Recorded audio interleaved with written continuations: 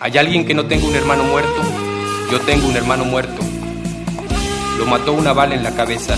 Fue en la madrugada del 1 de enero de 1994. Muy madrugadora salió esa bala. Muy madrugadora la muerte que besó la frente de mi hermano.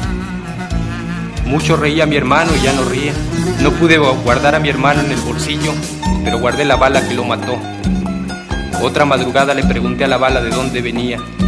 Ella respondió: del fusil, del soldado, del gobierno, del poderoso que sirve a otro poderoso que sirve a otro en todo el mundo. No tiene una patria la bala que mató a mi hermano. Tampoco tiene una patria la lucha que hay que hacer para guardar en manos y no balas en los bolsillos.